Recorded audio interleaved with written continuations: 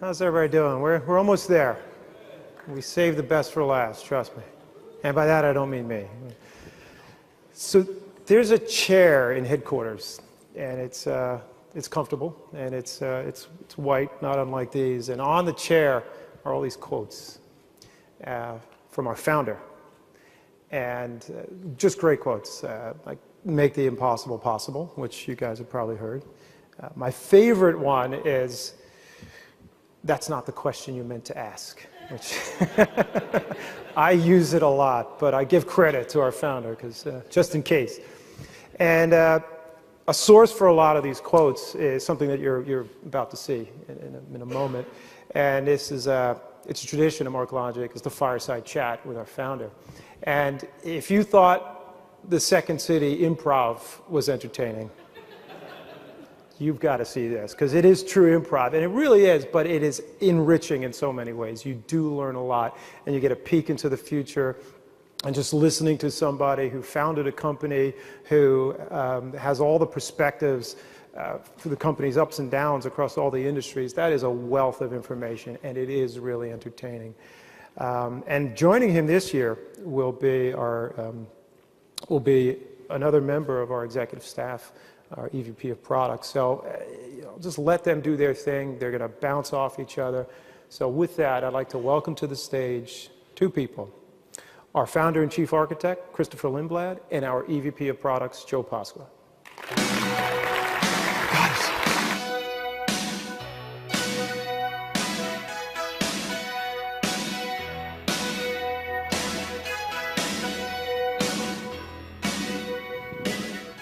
All right. I know. What do I do now? So actually, before we get started, I've got a few things I want to ask all of you. The first one, I'm going to give you a minute to think about, and then I'm going to come back to it. I want you to think about what is the most surprising thing that you've learned here over the past couple of days. And I'll come back and then ask you to raise your hands, and I'll point to somebody, and you can shout it out. So for me, just so you know, the most surprising thing I learned is the folks at Second City know what it's like to be an Oracle customer. That blew me away. That was very cool. So couple of questions. First of all, who's attending the workshops tomorrow? Wow, we're going to fit you all into those workshops. That's amazing. So I've been told that there are a couple of spots open.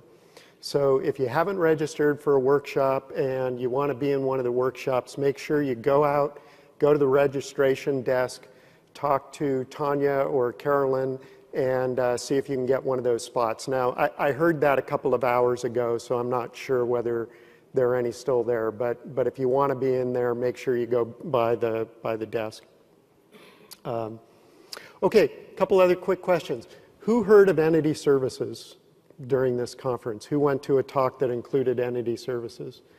Okay, keep your hands up if you feel like you know what it is, and you know what it does, and you know how you'll be able to use it. Cool. Justin, I'm glad you know. Justin's the product manager for entity services, so that's very reassuring. Yes. What about, did any of you go to a session that talked about element level security and redaction? Okay. How many people feel like you've got a use case for one or more of those technologies within your organization? Yeah, I thought so. Element level security and redaction, I got to tell you, from the moment we started talking about those technologies and we started conceiving of what they would be, we've had a lot of great feedback and a lot of resonance from our customers about, yeah, this is solving a problem that we need to get solved. So I think what I just saw on the show of hands is corroborating that. And how about Ops Director? Did everybody get to see the demo of Ops Director? Okay, good. If you didn't get to see the demo, make sure you get to see it. Ops Director and Kaio Milani, who's the product manager for that, is sitting there, and Norm Walsh, who's a lead engineer, is around here somewhere. Great technology. This is really foundational technology, something that we're going to keep building on over the course of even the next few releases. It's going to be a great tool for us and for you. Okay, so let me come back. What's the most surprising thing you learned over the past few days at MarkLogic World? And if nobody raises their hand, I'm going to pick somebody at random. Okay, there we've got somebody back there. Apparently you guys teach sense of humor. Because I've never seen so many stand-up comedians. And I'm not talking about Second City. Very good. All right. Anybody else?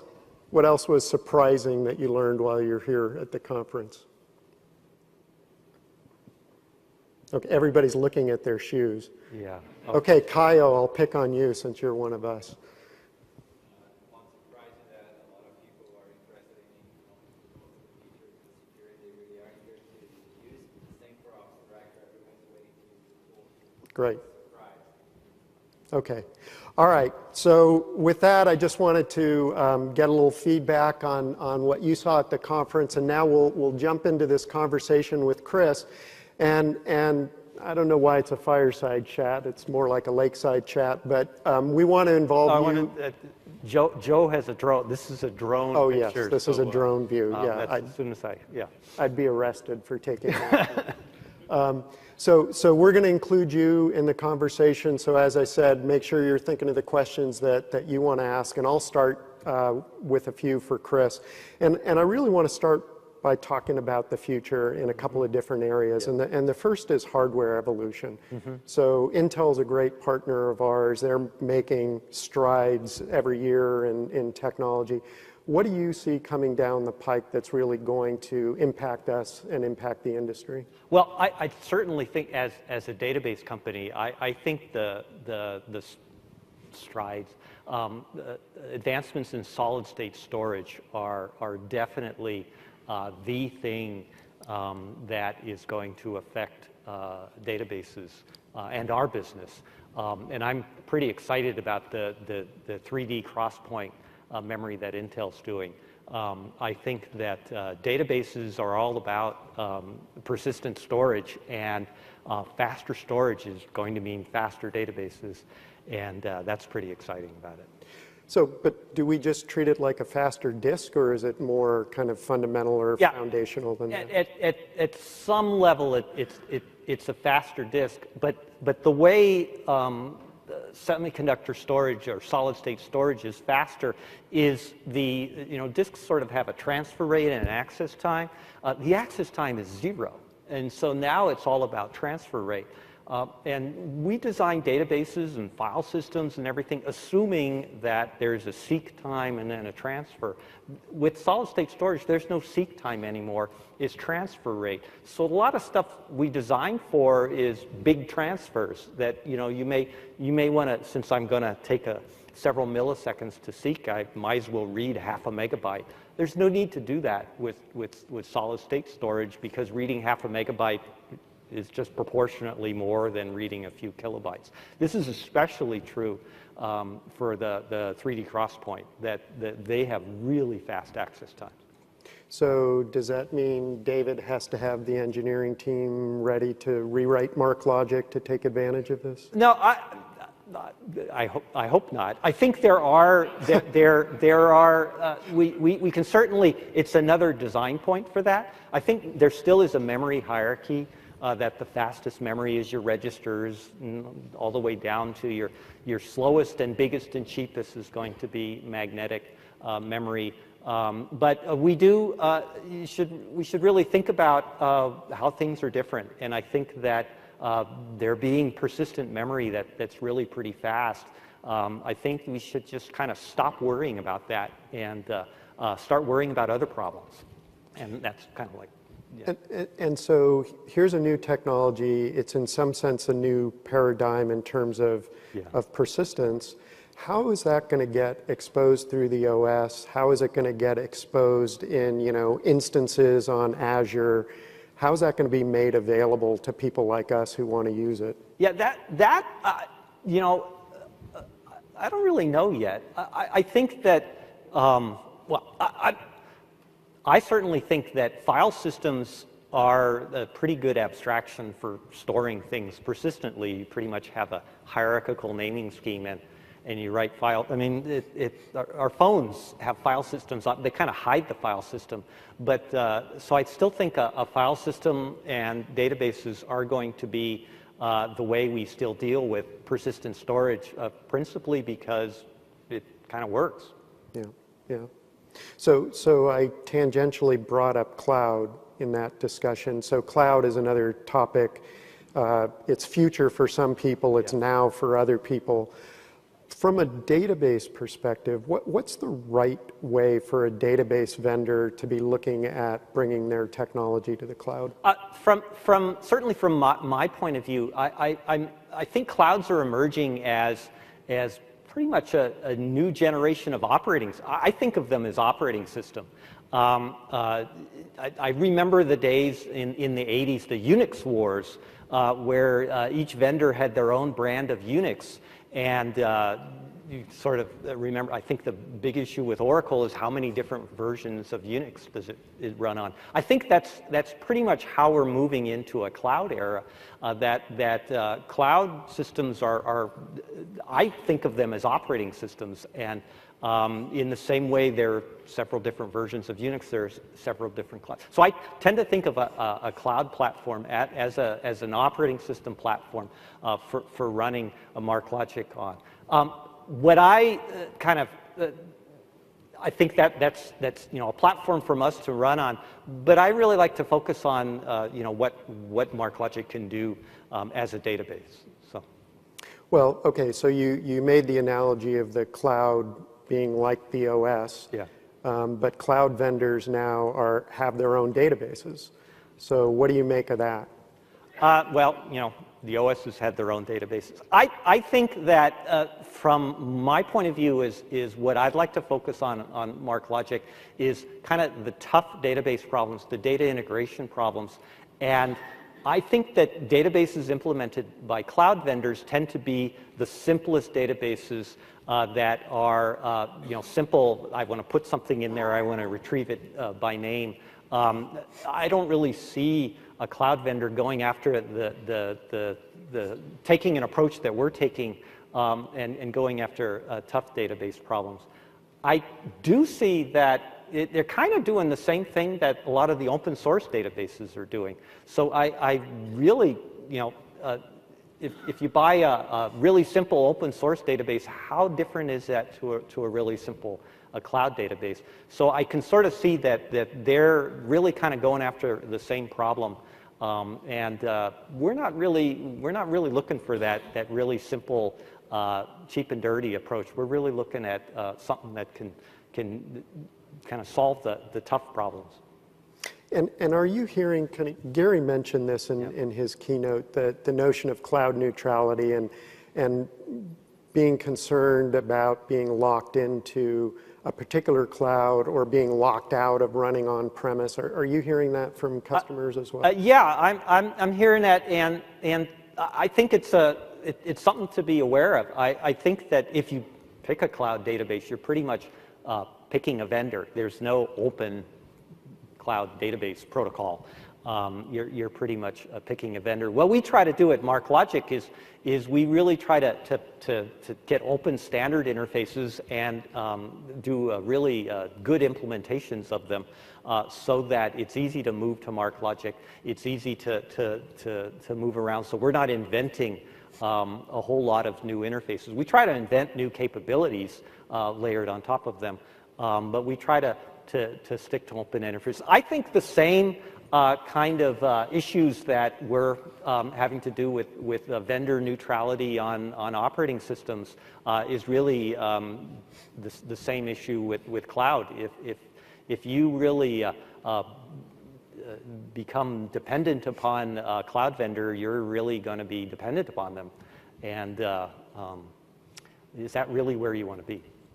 So one of the questions I get back when I'm talking about cloud neutrality is, so if you're cloud neutral, does that mean you're not taking advantage of the specific capabilities of particular clouds? So let me ask that to you and hear your... Yeah, that's a good question. I think that if the cloud vendor does have a unique capability That's pretty, one example is, Amazon S3 is we use that for backups. I think that is a good capability. It has its weird idiosyncrasies, but I think it's a pretty good technology for backups. But fundamentally, that's object storage, and I think that the variety, and it's based on HTTP, so at some level being locked in there. Conceptually, I think, yeah, we're at an early stage here with cloud, and it's like operating systems again, that capabilities are coming out, but I do believe over time that things, they'll all be the same, so pretty much. So one of the issues or questions that always comes up whenever we're talking about cloud is security. Am I going to be secure in the cloud? What workloads can I move in the cloud? And obviously, over the last couple of days, we've spent a lot of time talking about security. So what's your take on kind of the class of workloads now that can move to the cloud and the kinds of technologies that are going to enable security both in the cloud and on premises? Yeah, I think this was a big driver. The cloud security was a big driver for our encryption at rest feature that we added to MarkLogic. Because now you can, with the encryption at rest, you can store backups, you can run in the cloud, and all it is, if someone gets access to your data, it's just encrypted data that you separate out the keys, you have your keys. So a big push for why we did our encryption at rest is so you can feel comfortable running in the cloud.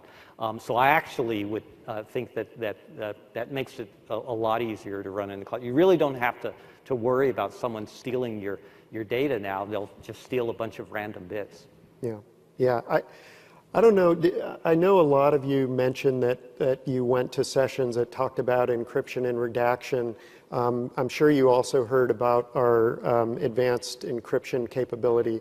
But I think what this team has done with our encryption capability in MarkLogic 9 is really amazing. This is not a checkbox, we've got encryption kind of activity. This is a really deeply engineered system that takes into account not just, hey, we're taking these bits and we're using some off-the-shelf encryption algorithm to encrypt and decrypt the data. Tremendous amount of thought went into key management. And key management is what, ultimately, that's what makes your encryption system secure. If somebody gets your keys, then the encryption algorithm is useless because they can just use your key and decrypt. And you and the team built a technology where, we really limit the exposure to key management issues. We limit them temporally because of the faster key rotation. We limit them sort of spatially by encrypting lots of different pieces of information with lots of different keys. And that, to me, is one of the things that I think as you all are evaluating your move to the cloud and thinking about what you can do with technologies like our encryption technology, take a deep look at it because it really is something special, and it is something that is going to provide deep security for your data in the cloud or on premise. It's important on premise too because of the insider threat. Yeah. Those rogue system administrators or people who break in and somehow get system administrator level access. So the other piece of the security thing that I always talk about is that it's really about more sharing with less risk. And that kind of gets to encryption and element level security. And this is one of the neat things about working with Christopher is that he will tell you for the longest time and convince you that something is impossible. Let me tell you the 10 reasons why we will never do this, we can't do this, it's not feasible to do this, it will be too slow to do this. And he convinces me because he's smarter than me. and then we find out that there's a incredibly compelling customer need to solve that problem. And I bring it up or it comes up to Chris directly, and he comes back and says, I know how to do it. Yeah. And element level security was one of those things. Christopher told me for the longest time why we were not going to be able to implement element level security. And again, he convinced me that we would not be able to do it until we realized that we really needed to do it because of the use cases that we've been talking about. So what did we do to make a technology like that possible? We did a lot of work. I think Haitao and Timo are all here. I'll just tell you, it's hard. And people know me when I say it's hard, that usually means it's impossible. But what we're really trying to do is if you're familiar with MarkLogic security, the way we have document security as a database, if you're not allowed to see a document, you're not allowed to know it exists. I mean, literally, you cannot know a document exists by querying. It's not like this document exists that you're not allowed to see. It's like, no, there's no document. And if you do a search, it won't match. So we wanted to do that for element level security. If you're not allowed to know a particular element in an XML document exists, you should not be allowed to know that element exists. You can't search for it. You can't build a lexicon on it and do lexicon queries. You can't. There's a whole list of things. We had this long list. So yeah, it was a lot of work. And there is a bit of, it's not free. It's not without a cost. But I think it's really pretty cool that is relatively transparent. You can define a path in your documents and say, put permissions on it, and MarkLogic will take care of, if you don't have permission to see that element, you will not know that element exists. Yeah, that's very cool. Yeah. And for Chris, impossible is just an infinite amount of hard. Yeah. Okay, so let's kind of back up again. Looking at the future more expansively, where do you see the whole database industry going? What should we be expecting? I think we're seeing a little bit with David's talk here. What we keep seeing with MarkLogic is I think the purpose of a database is to make to make it easier to get your job done if your job is managing data and extracting value from data. In the future, it's databases getting smarter. The notion of a smart database. I am less concerned. We're plenty fast, but I really don't think your primary criterion for a database should be speeds and feeds. It's not. It's what it can do, not how fast it can do it. Because we can do what we can do fast, but we focused on things, making the project you're working on go fast. And so we're really interested in databases that will ultimately understand data, turn data into information, turn data into knowledge, not just storing and retrieving something. Right, and I like the idea that you have to kind of think about what dimension of fast you care about. Yeah. For a lot of the, for most of the history of the database, it's been about, can I get another 0.5% out of this query speed? And a lot of times when we're talking to customers, it's about how do I get this project done in 6 months rather than 2.5 years. Yeah. That's the fast that they care about, and how do I keep the evolution of it going? But I'll interrupt you here. But I do spend I do spend a lot of my time on fast, on being fast.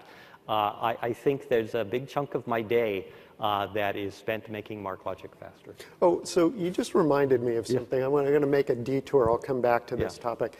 3 times so far in this conference, people have asked me, so what does Christopher actually do at MarkLogic? So is your founder still involved? Does he still code? What does he, how does he spend his day? So what do you do, Chris? Okay, okay, this will be a long answer. To really let you know, I am the first one into the office.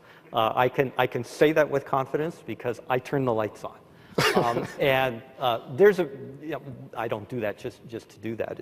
We're offices in the Bay Area on the peninsula, and I don't live on the peninsula. I live over in the East Bay, and those familiar with the Bay Area know that anything on the other side of a bridge is a pretty bad commute. So my solution to that is I shift my hours. I'm in the office at 5 o'clock in the morning, and it's great. The traffic is really light at 5 o'clock in the morning.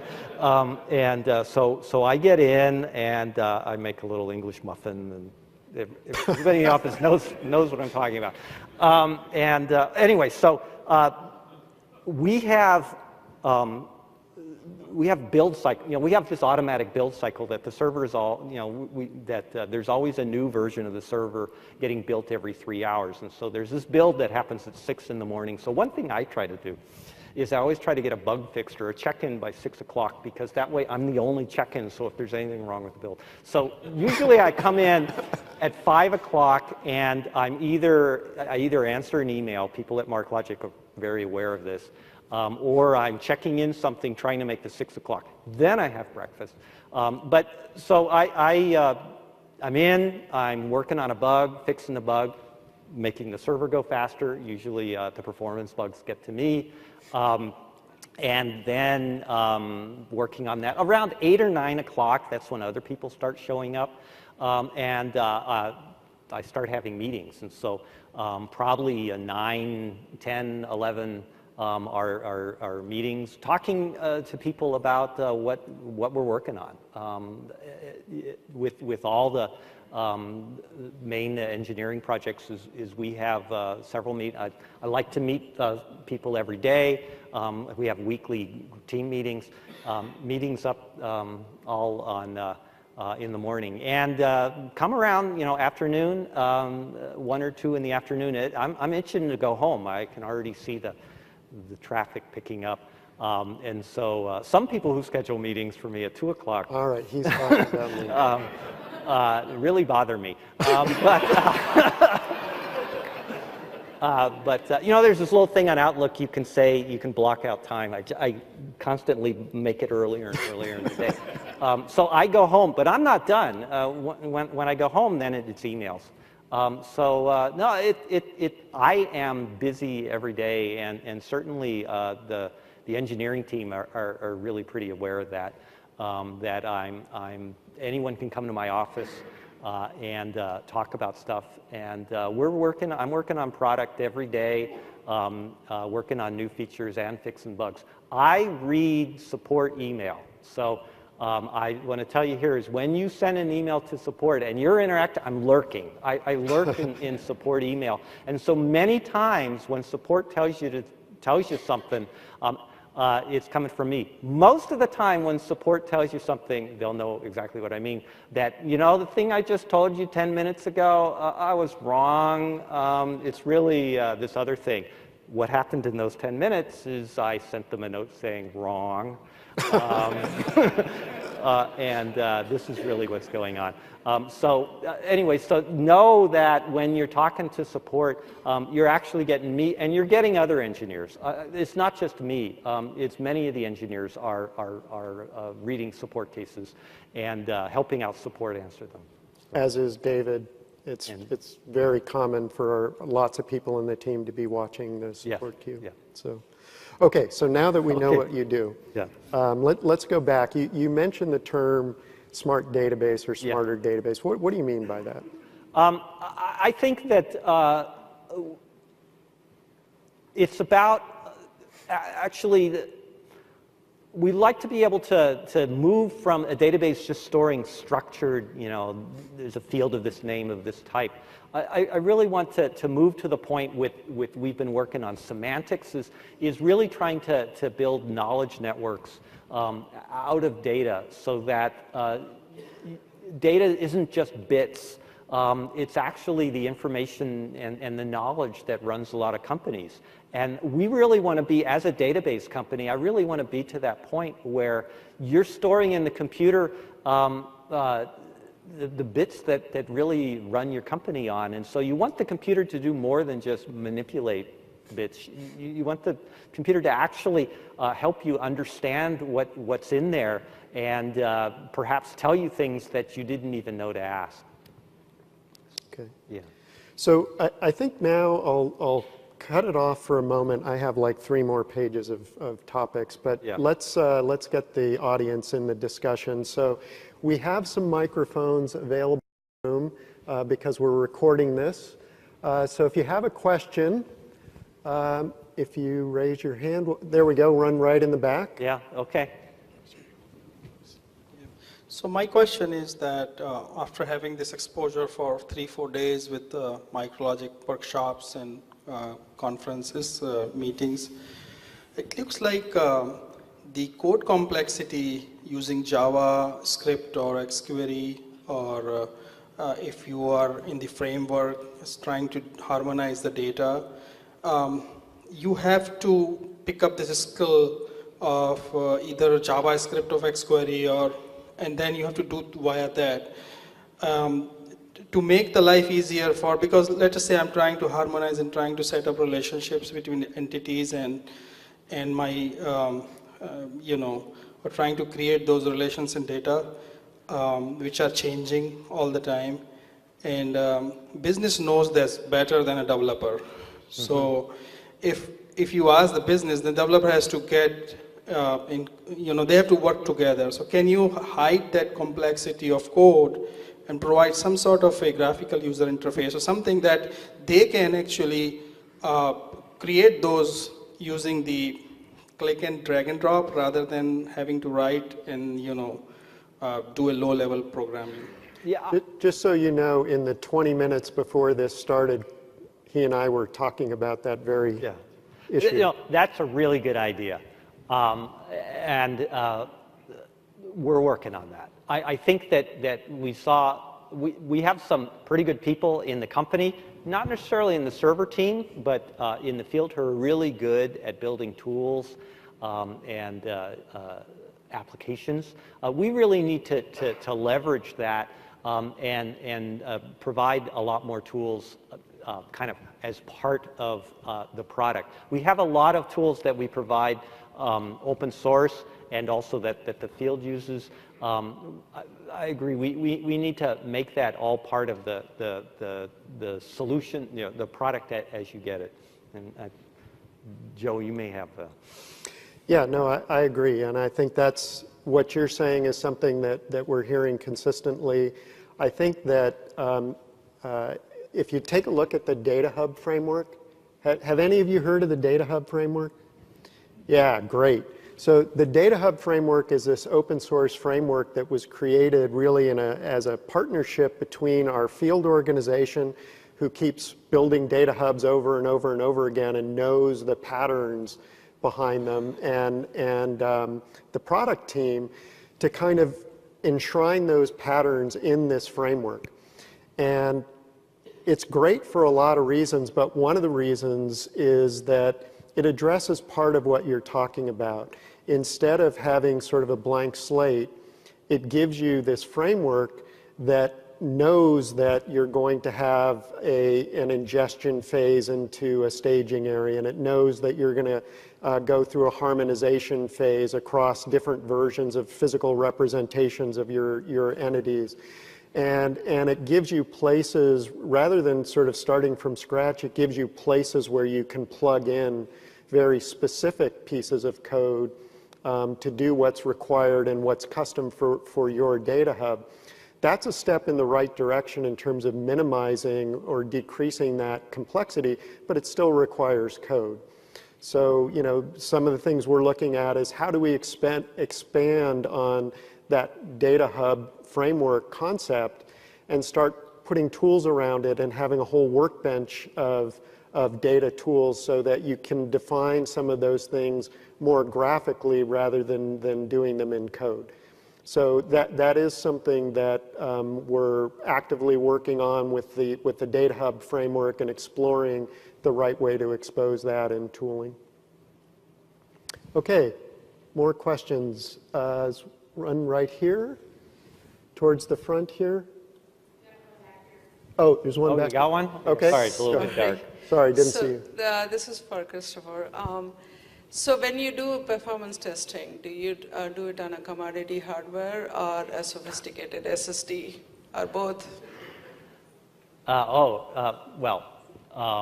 That's a good question. I don't know. Are we doing this? We do both. I'm not the expert here. We have perf machines. We call them perf machines. And I believe they are not SSD. Correct me. They are SSD now? Generally, when I test things, I test it on my workstation, which is a commodity. It's sort of funny. I realized I was running TPCH on my workstation, and I kind of realized I'm running TPCH on my workstation. It was not designed to run on a workstation, but then I realized my workstation has 64 gigs of memory and 2 terabytes of disk. Think about it. I mean, just a few years back, I'm running TPCH on a computer under my desk that's got 64 gigs of memory in it and 2 terabytes of disk. So what is a high performance machine now? That's what I run on. But we do test on SSD to basically say what's the fastest we can do. But we also test. We test on Amazon with EBS drives, because we need to know that performance as well. So we do test on a variety of things.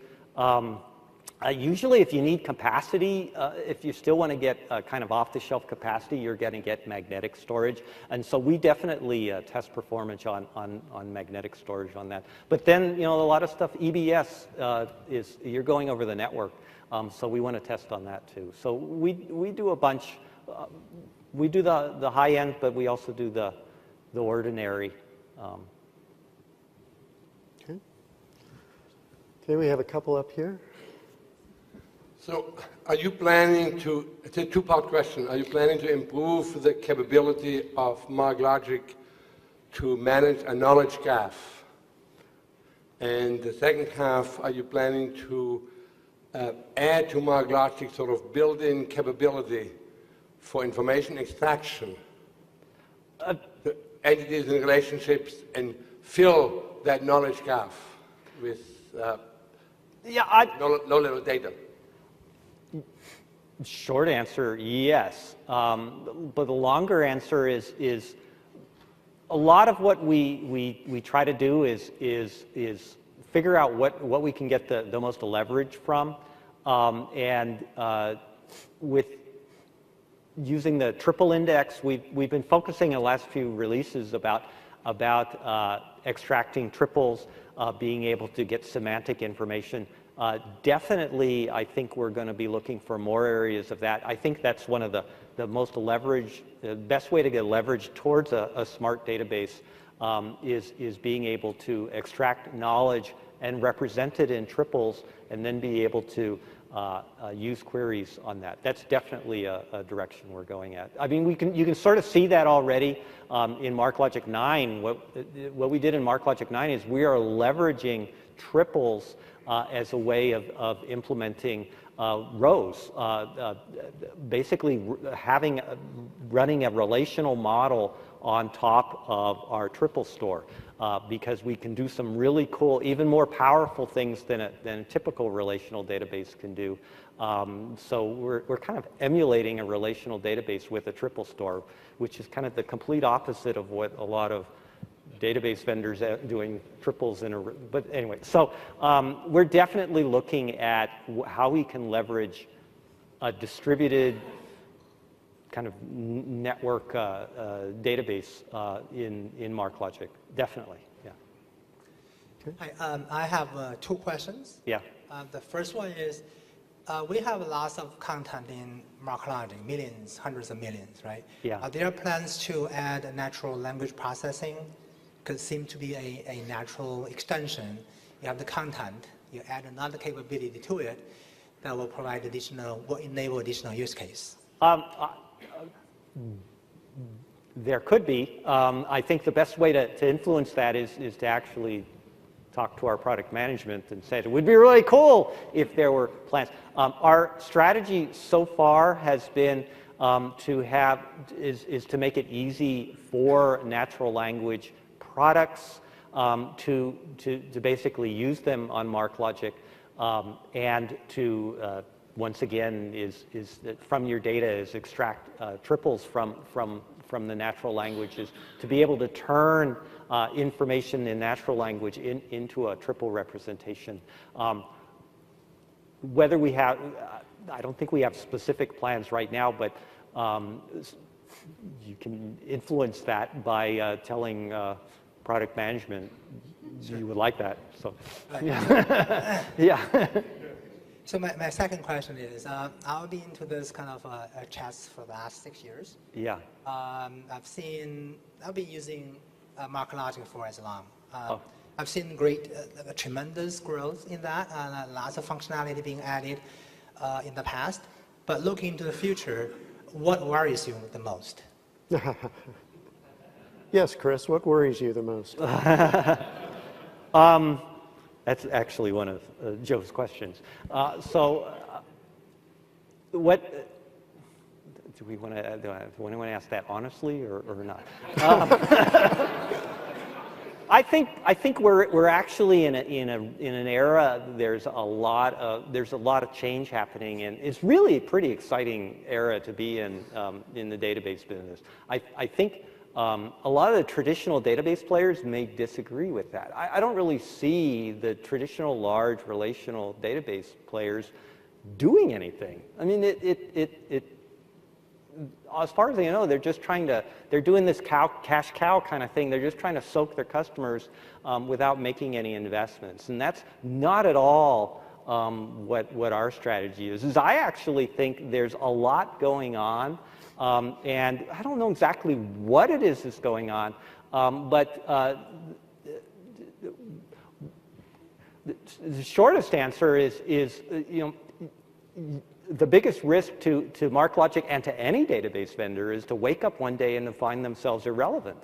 I think that if you're not trying to push technology, if you're not trying to figure out what's the best thing to build, what do we want to be in 5 years, we need to be thinking now about that. So things that I worry about. AI, I think that we're building as much as we can into a smart database. We need to figure out what all this stuff happening in AI, how can that apply to databases? I'm thinking about that. Cloud, I think that a lot of the open source database vendors need to worry about cloud. I think that I'm less worried about cloud because we have a powerful offering, but we need to work in the cloud. That's definitely the areas that we're going at. But I like coming in every day because I really feel that a lot of my competition is just, they're not worried about what they should be worried about. So I actually feel like we're the people sneaking up on them. And so the risks that I'm looking at is who's sneaking up on me.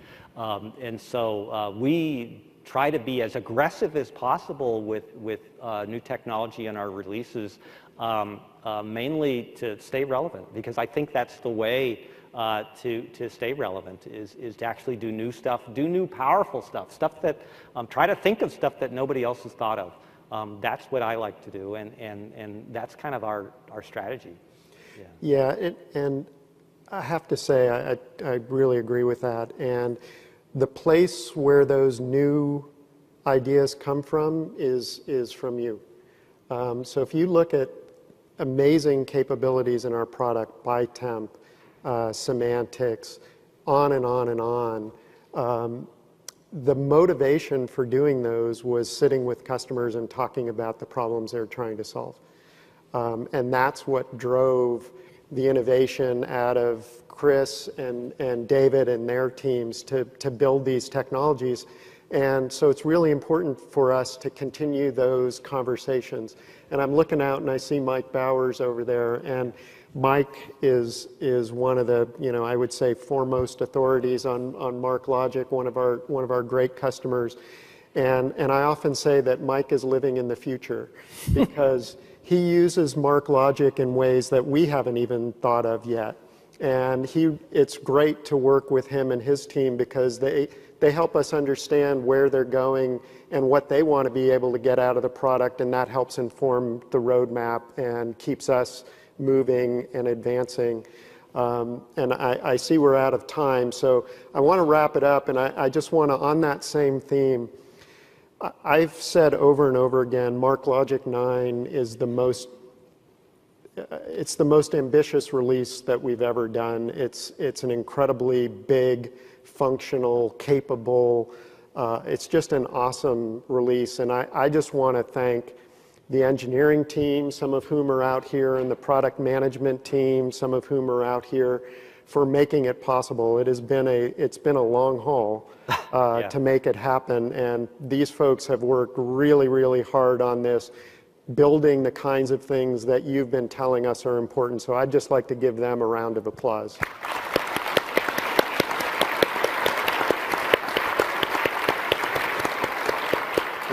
Okay. So with that, we will invite Ken back, and we will make our exit. Yes. Thank you.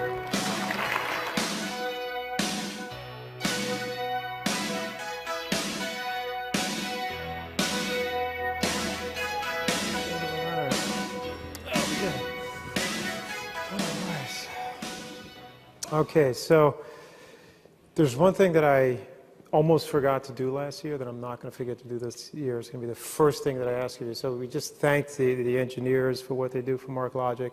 But this event, we owe some thanks to, well, at least us at MarkLogic owe some thanks to 2 people and then hundreds of other people. So there's Wendy and Andy over there who coordinated this whole thing. So please give us a round of applause. And I'll cut it off at those 2, but there are dozens of people who help make this happen. Okay, so we're winding down. We'd ask of you to please fill out the conference survey. Much like our product, tell us what you like, don't like, what you'd like to see about the conference itself. So please do that. We got the mobile app, so it's digital now. That's really good. And get it to us maybe on the plane ride home or tonight, as the memories are still fresh. What's next? Okay, so you got some homework. Get started with MarkLogic 9. It's GA. Okay, there's no gating. Just get it, download it, put it on your laptop or on your very large workstation in the case of Christopher, and get started on that. And then if you're confused or if there's a session that you missed, unless you could time travel, you couldn't see personally all the sessions. So definitely check out the videos. We're going to have them online and continue to connect with each other. This app goes on throughout the whole series of MarkLogic World events. So find folks who you may have heard have similar use cases to yours, or if they're in a similar industry and you want to know what they've been doing, by all means connect with each other. And that helps you and that helps us as well. And then, if you have colleagues overseas, there are 2 more events coming from MarkLogic World. In Tokyo, June 1st, so if you've got, most of the organizations here are global, and you invariably have locations overseas, so talk to your colleagues in Asia and in Europe and see if you can't get them to MarkLogic World Tokyo and London. And start thinking about next year as well, right? It goes by, really, really quickly. So we already have the date set aside. We're going back to the Bay Area. Christopher will be there at 5 a.m. turning on the lights, making English muffins for everybody. It's going to be great. So May 8th and 9th, MarkLogic World 2018. And then the last thing to do is to thank all of you. You guys are what make this possible, really, and we hope you enjoyed it. We certainly enjoyed having you. Thank you very much.